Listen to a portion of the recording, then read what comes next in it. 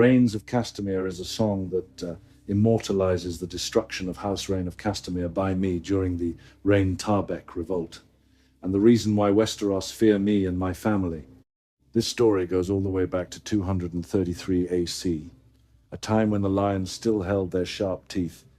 Lord Robert Reyne, the Lord of Castamere, was successful in arranging a betrothal between his daughter Ellen and Tywin Lannister, the heir of Lord Gerald Lannister of Casterly Rock. However, both Ellen's betrothed and father were slain during the peak uprising in 233 AC. Ellen, strong-willed and hot-tempered, was not willing to give up on her dream of becoming Lady of Casterly Rock, something which she had been anticipating for years.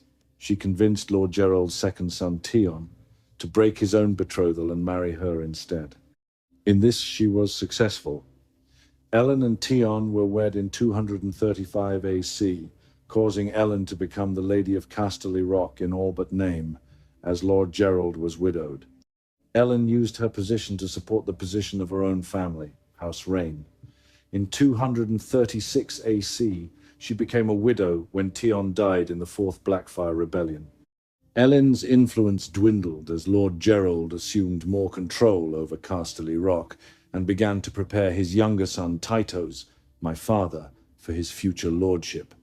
Ellen at first claimed to have been pregnant shortly after Tion's death, but as time passed and her belly remained flat, it was concluded the pregnancy had been a lie. Thereafter, most of the Reynes departed Casterly Rock for Castamere. Due to the widow's law, Ellen remained at the Rock, but her influence was declining sharply. In 239 AC, Ellen made another claim to the position she so desired and attempted to bed Tytos, Lord Gerald's new heir.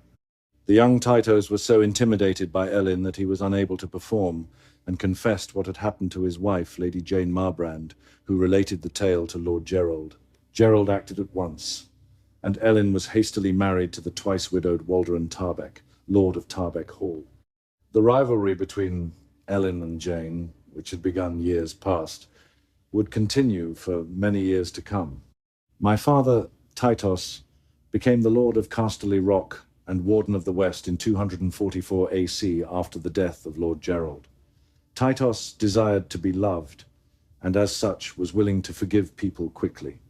This was a sign of weakness, and many of Tytos's bannermen and merchants from Lannisport and Case borrowed money from him without paying their debts. The wealth that my family had spent generations building was starting to dwindle thanks to my incompetent father. Through her brothers, Lady Ellen borrowed gold from House Lannister as well, which she used to restore the crumbling Tarbeck Hall. The power of House Lannister grew less, and even beyond the westerlands, people began to realize the Lannisters were no longer to be feared. Me and my brother Kevan and Tygert left to fight in the War of the Ninepenny Kings in 260 AC. When we returned from the Stepstones, I took upon myself to restore the power of House Lannister, despite my father's reluctance. I demanded repayment of my father's loans, and all who could not pay were ordered to send hostages to Casterly Rock. Kevan formed a new company of 500 veterans to aid. Lord Roger Reyne, Ellen's older brother, laughed when he read my edict and advised his friends and vassals to do nothing.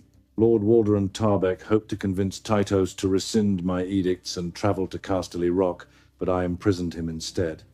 In return, his wife Ellen seized 3 Lannisters, 2 Lannisters of Lannisport and Stafford Lannister, whose sister Joanna was betrothed to me, and threatened them harm unless her husband was returned.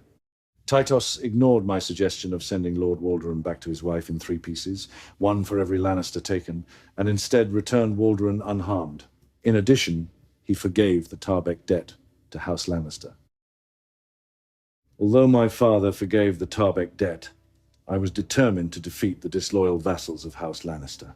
In 261 AC, less than a year after the exchange of captives, I sent ravens to Tarbeck Hall and Castamere, demanding answers for their crimes at Casterly Rock. As I expected, Lord Roger and Sir Reynard Reyne, as well Lord Walderan and Lady Ellen Tarbeck, rose in rebellion, renouncing their fealty to Casterly Rock. The lion had woken. I marched against the upstart vassals with 3,000 men-at-arms and crossbowmen and 500 knights. The host, was joined on the march by troops from House Marbrand and House Prester, as well as a dozen lesser lords. All this was done without the permission of my father, the Lord of Casterly Rock. Because we marched on Tarbeck Hall so suddenly, Lord Reyne-Tarbeck had no time to rally his banners. As such, he met our host in battle with only his household knights. A short bloody battle ensued in which the Tarbecks were butchered. Lord Walderan's heir, his only surviving son from his first marriage, died during battle, but Walderan himself was taken alive, as were two of his sons from his second marriage. Though Walderan expected to be ransomed, they were all executed. The heads of Walderan and his sons were impaled on spears and led the march onto Tarbeck Hall. At Tarbeck Hall, Lady Ellen expected a long siege. She sent ravens to Castamere, asking her brothers Roger and Reynard for help. When Sir Kevin arrived under a peace banner demanding her surrender, she laughed at him, telling him, "You are not the only lions in the west, sir. My brothers are coming, and their claws are just as long and sharp as yours." However, I had siege engines prepared in less than a day.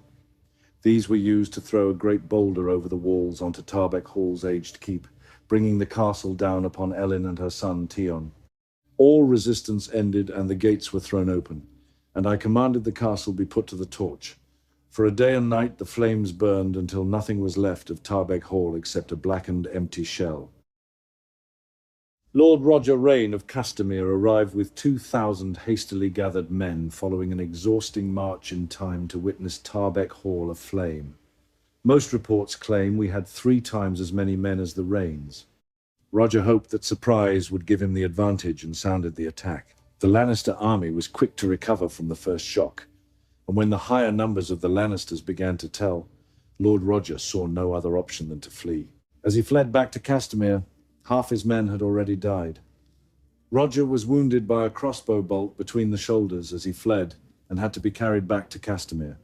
With Lord Roger feverish and weak due to his injuries, his younger brother, Sir Reynard Reyne, assumed command of the remaining Reyne forces. The Reynes took refuge at Castamere, and Reyne had led all his men down into the mines of the castle. We arrived at Castamere 3 days after the burning of Tarbeck Hall. Reynard believed he held the advantage, as I could not possibly fight my way into the mines.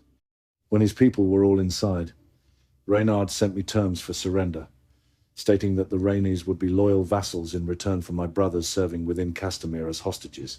I ignored Reynard's terms and instead ordered my men to seal the entrances of the mines.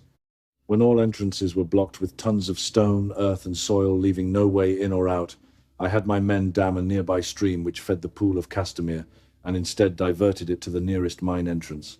Water easily found its way through the tiny gaps in the rubble that blocked the mouth of the entrance. Lannister men stationed at the most distant entrances claimed they could hear faint screaming and shouting, but by daybreak there was nothing but silence. None of the 300 men, women, and children within ever emerged from the mines again. As I commanded, the castle on the surface was set ablaze. By the end of the campaign, the rebellious houses Reyne and Tarbeck were completely obliterated. The ruined, blackened, and crumbling castles of Castamere and Tarbeck Hall stand empty to this day as a reminder to those who dare scorn the power of the Rock.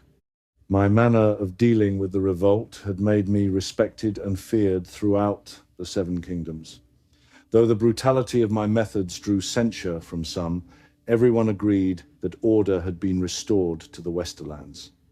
My actions to restore House Lannister's power are immortalized in the song The Rains of Castamere, and this song has been heard as a signal for all that House Lannister is to be feared. Though Robb Stark and his lady mother must have forgot that, but even in death they will never forget the words. "And who are you," the proud lord said, "that I must bow so low?"